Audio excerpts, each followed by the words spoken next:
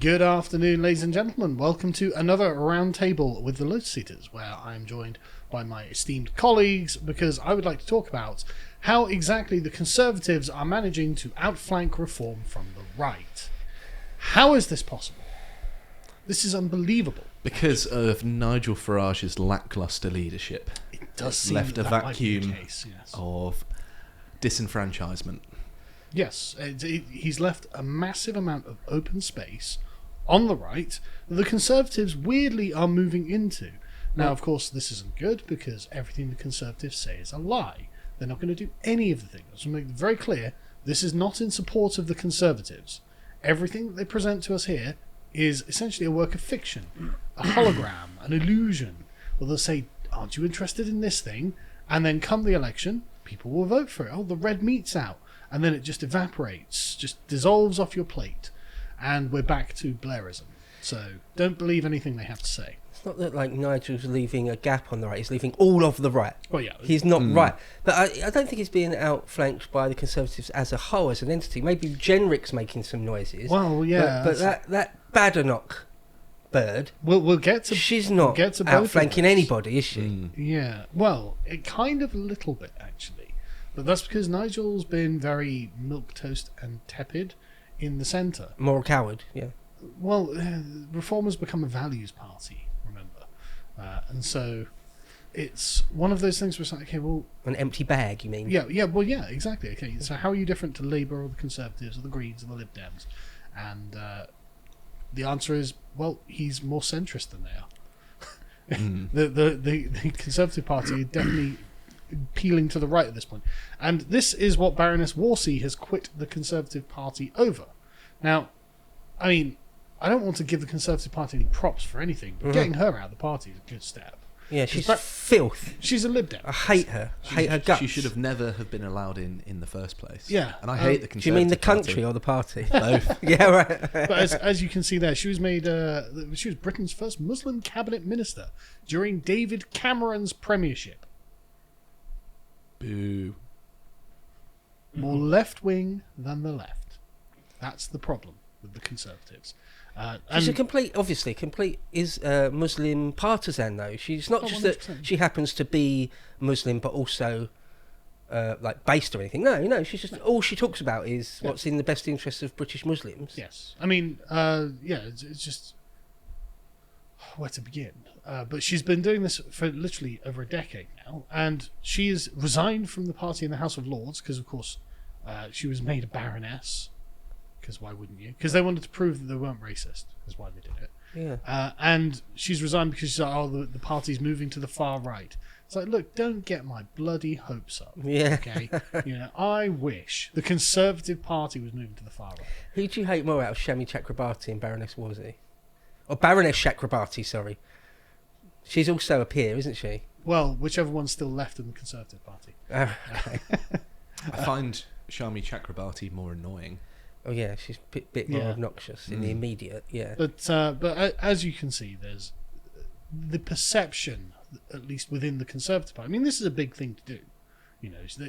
She was the first cabinet minister for the Conservatives. They made her a baroness, and now she's like, "Oh, I'm leaving the Conservatives." So the perception must be within the party that they are moving to the right, which is a good thing. But the answer is, how is that possible? Because surely the right wing would be taken up by the incredibly flamboyant and effervescent Nigel Farage saying lots of right-wing things, Britain's Trump, as it were. But no, Nigel appears to have become very supine and deflated. I mean, the rhetoric is very telling, because who would accuse the Tories of going to the far right if not a leftist? Well, exactly. That's question number one. And I think when it comes to Farage, my suspicion, however good it is that it's primarily an issue of character. I think he isn't... He loves campaigning, but I don't know if he loves working. So, for instance, after the Brexit after does the referendum... GB News show, he enjoys that. I mean politically. Yeah. Because when you have a position of responsibility and you have to act according to it, you are, in a sense, in a position where you don't just greet people, shake people's hands and, get pats in the back and get photos with them. You are, in a sense, alienating some people. I don't know to what extent It's easy to be in opposition. it's easy for him to have this character. Yeah, and he could be more vocal, let's say. I had. Oh, sorry. Go So, ahead. no, go ahead. I was just going to say that even on election night, I was talking about my suspicions around Nigel Farage and his character, and even before, his involvement in reform and when he was leader of UKIP, and I'd heard story after story of people saying that he's difficult to work with, and ultimately self-interested.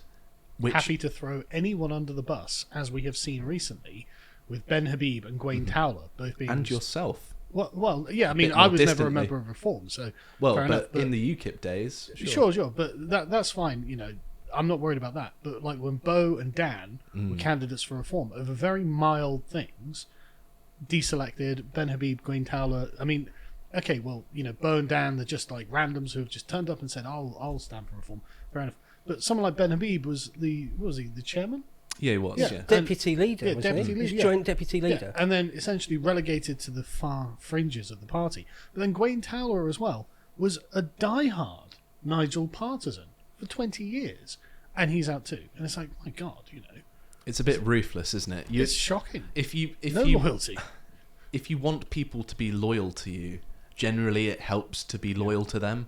It's not a yes. difficult concept to understand. It's hardly a surprising thing to say that loyalty is reciprocal. Also, that was what sowed the seeds for the destruction of the Conservative Party in the first place. They betrayed their voter base, and their voter base said, well, if you're going to do this to us, we're going to vote for someone else then. Yeah, and I think this is a good way of moving on to the point of the Conservative Party being a congenitally left-wing party. I just want to bring in Harry on that just a quick second, because I'm sure you've got some thoughts on that, don't you, Harry? What, on the Tories being left-wing traitors? Yes. Yes, because that's exactly what they are. They are a leftist party. They have been for as long as I've been alive. They exist purely as a gatekeep to the actual right wing that could exist in the British political spectrum, which Reform was supposed to occupy in the last election, but is revealing itself in some ways to not actually do. Now, interestingly, we have spoken to people who are within Reform, who are on our side, who watch us, and want to make positive changes.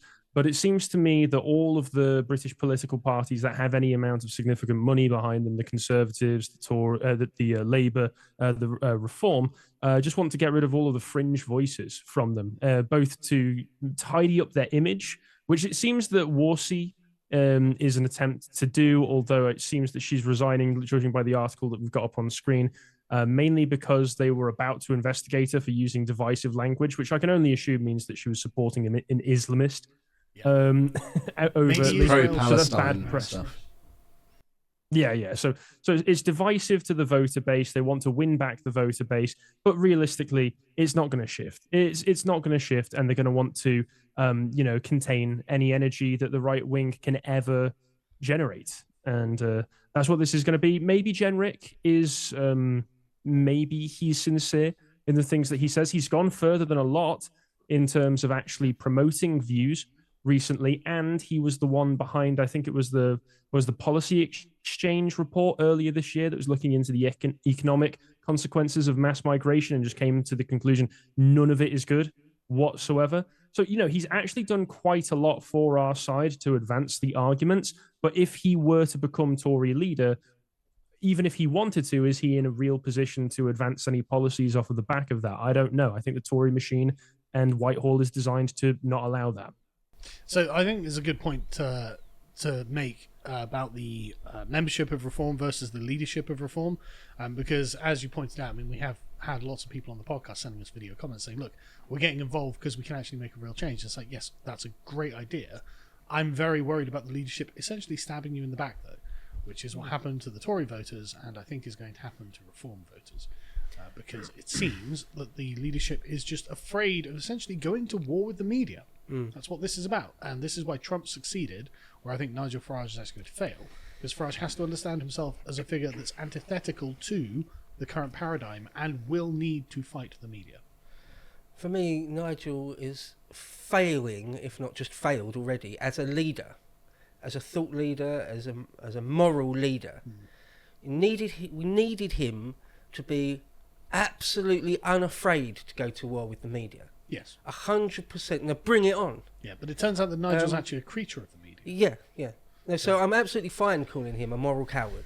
That's what he is. He's literally afraid to have to sit there before someone like Robert Peston or Laura Königsberg or Krishna Guru Murphy or Jon Snow or whatever. He's afraid to sit in front of them and they say, you said this and it's racist.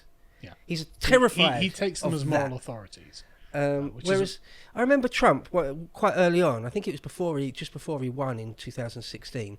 Someone in some press conference, some mainstream media person, CNN person or something or other, stood up and said, "You said this, this, and this, and it's racist and it's bigoted. Da, da, da. Is this what it's going to be like if you're president?" You know, throwing down the gauntlet. And Trump was just like, "Yes, yes, that's what it's going to be like. And you're fake news."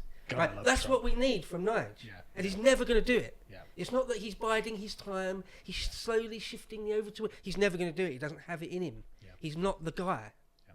And it's terribly disappointing. One of the things I've been entertaining is that he's going to exist and take all of the steam out, you know, all the wind out of the sails of the right wing, and then slink back into the Conservatives once it's sort of taken the momentum out, made the Tories a bit more palatable, and then all of a sudden he's the leader of the Conservatives. I don't think it's likely. This is something the Conservatives themselves are very worried about.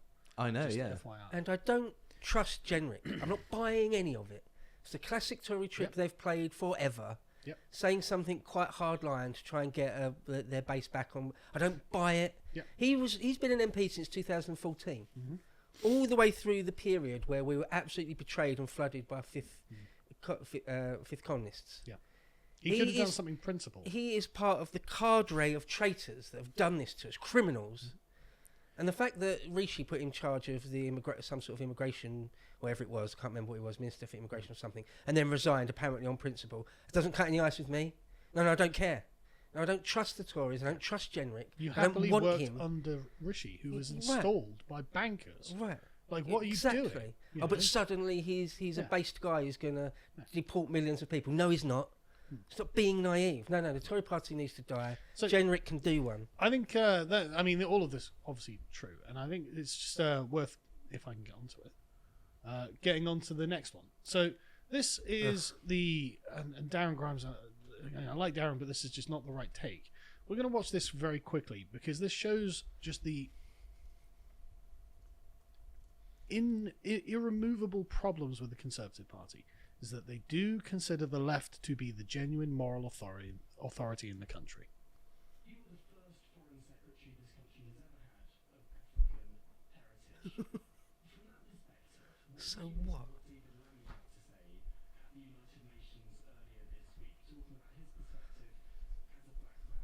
We're talking about David. I cannot believe the UK Foreign Secretary went to the United Nations in a debate about Ukraine and somehow managed to make it about himself. The Labour Party, I think, were really bruised by the fact that it was the Conservatives who had the first, second, and third female Prime Minister. The first Yeah, they're trying to out-left the left.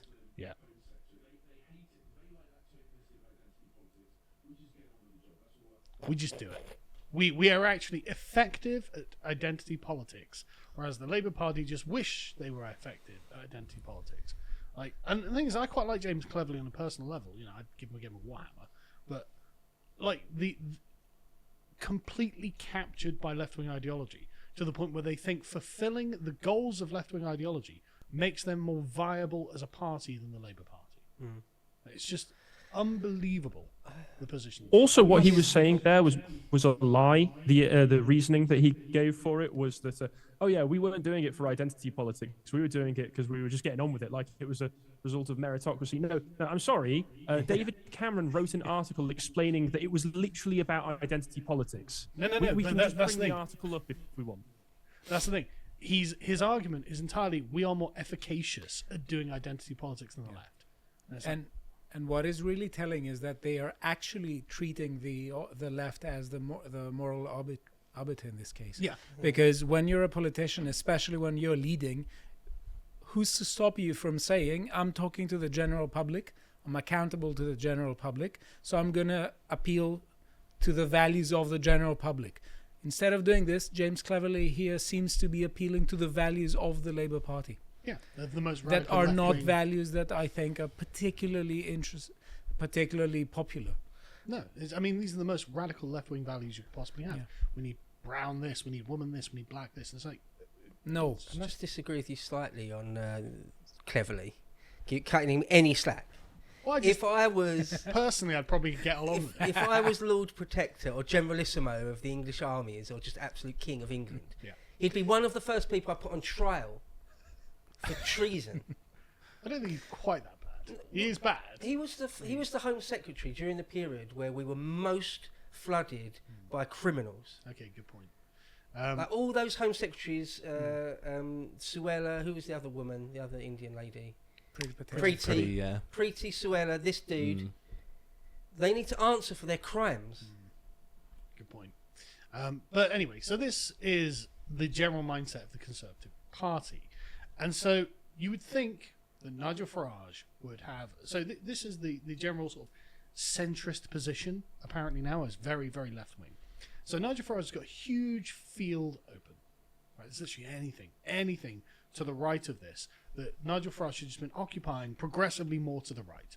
Saying, no, we're going to do this, we're going to do this, we're going to do this, we're going to get all the way to quite hard-line right-wing positions such as remigration, you know, and you could say, well, of illegals and of people who have recently arrived and blah, blah, you could get quite far out there. And Farage would dominate that entire field. Reform should dominate that entire field. That should be what people associate reform with. The sensible right-wing revolution in the UK that is desperate to occur. Because you can see it in the polling. People want to end immigration. They want to bring back the death penalty. They want their country back. for They God's want their sakes. country back. They want all of this woke nonsense to piss off. They want it all to stop. And so there's a massive open field that Nigel Farage could be playing on. But instead, Nigel Farage has decided to join the Conservatives in the sort of values party, centrist, middle-class centre. And it's like, okay, so who can occupy that? Well, it's apparently the Conservatives. So as you got to Genrick the other day, just a minute ago, and I just... Samson, you've missed a link here. If you can go and get the third link up. Whilst appreciate that. Samson's doing that, one thing that I've noticed about Farage that I find interesting is that he spent all that time in European Parliament, obviously, and yet he can't look across the channel and look at the right-wing parties in lots of other European countries offering these things that you're talking about, and seeing electoral success. Yeah, they're doing it. They're doing it. They're winning. It's very popular. Like, I mean, you've got France, you've got Italy, you've got Austria, you've got Hungary, you've got the Czech Republic, you've got Poland, you've got it's a right-wing bloc is forming in Europe, and they're very, very popular. And Farage is like, I think I need to stay within the Blairite Barrett borders. It's kind of inexplicable why, though. There's only couple of reasons why it would be. One, it's just simple moral cowardice. Or two, the intelligence services have got some dirt on him or something. He's got pressure from God knows where by God knows who to just keep it in the box. Very nice. But what it is, it's weird. Everyone to the right of the Tories, the old Tories, are just flabbergasted by it, right? To watch the full video, please become a premium member at lotuseaters.com.